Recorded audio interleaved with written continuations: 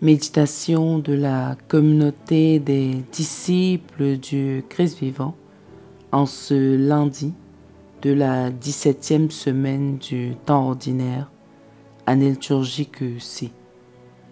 Évangile de Jésus-Christ selon saint Matthieu, au chapitre 13, les versets 31 à 35.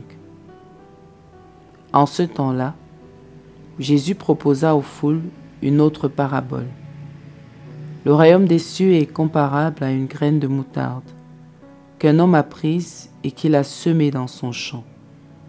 C'est la plus petite de toutes les semences, mais quand elle a poussé, elle dépasse les autres plantes potagères et devient un arbre, si bien que les oiseaux du ciel viennent et font leur nid dans ses branches. Il leur dit une autre parabole. Le royaume des cieux est comparable au levain qu'une femme a pris et qu'elle a enfoui dans 3 mesures de farine jusqu'à ce que toute la pâte est levée. Tout cela, Jésus le dit aux foules en parabole, et il ne leur disait rien sans parabole, accomplissant ainsi la parole du prophète. J'ouvrirai la bouche pour des paraboles, je publierai ce qui fut caché depuis la fondation du monde. Acclamons la parole de Dieu. Méditation. Frères et sœurs bien-aimés, bénissons le Seigneur notre Dieu en tout temps, pour les merveilles qu'il accomplit dans nos vies au quotidien. Aujourd'hui, il nous enseigne sur les paraboles de la graine de moutarde et du levain. Ces dernières mettent en exergue la manière dont la grâce de Dieu agit en nous. La méditation de ces paraboles nous donne en effet de comprendre que les fruits de la grâce de Dieu ne sont pas toujours visibles à l'immédiat. Tout comme la graine prend le temps de grandir pour devenir un arbre et que le levain met du temps pour faire monter la pâte. Ainsi la grâce de Dieu dans la vie du chrétien. Nous nous plaignons très souvent de ce que le Seigneur ne nous écoute pas ou n'agit pas dans nos vies, tout simplement parce que nous sommes pressés. Nous ne savons pas être patients. Nous voulons mesurer l'efficacité des actions de Dieu dans l'immédiat. Non, le temps de Dieu n'est pas le temps des hommes. Et lui, il sait mieux que nous quel est le meilleur timing pour telle ou telle autre chose. Bien-aimés, la grâce de Dieu ne se voit pas de l'extérieur. Elle ne fait pas de bruit non plus, mais elle est là. Dieu nous donne sa grâce en tout temps, par notre foi, le temps passé dans la prière et aussi dans les sacrements. Ce que nous avons à faire, c'est d'ouvrir nos cœurs à cette grâce, afin qu'elle y entre et nous transforme.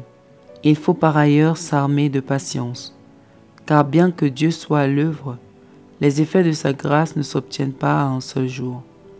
Notre Seigneur prend son temps pour bien faire les choses, et comme on bêche, arrose et prend soin de la graine pour qu'elle grandisse, nous devons aussi entretenir la grâce de Dieu en nous, pour qu'elle porte du fruit au moment voulu.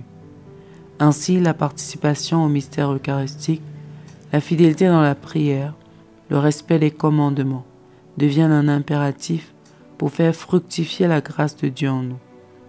Il n'est donc pas question que nous nous découragions lorsque nous ne percevons pas encore les effets de sa grâce dans nos vies, mais de tenir bon dans notre cheminement de foi, en étant rassurés de ce que Dieu fait toutes choses bonnes en son temps.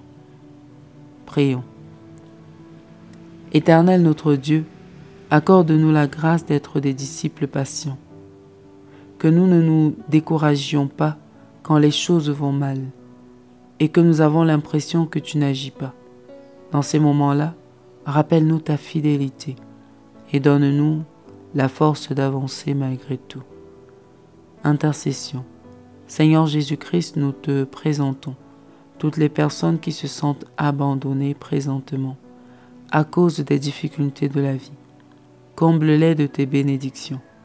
Renouvelle en eux l'esprit de force et de courage, de persévérance et d'amour pour continuer à te faire confiance. Que par leur foi, ils puissent trouver les solutions à ces difficultés. Vierge Marie, notre Mère, prie pour nous. Exercice spirituel. Demandons au Seigneur toutes les grâces dont nous avons besoin dans notre vie matérielle et spirituelle. Soyons patients tandis qu'il agit. Loué soit Jésus-Christ à jamais.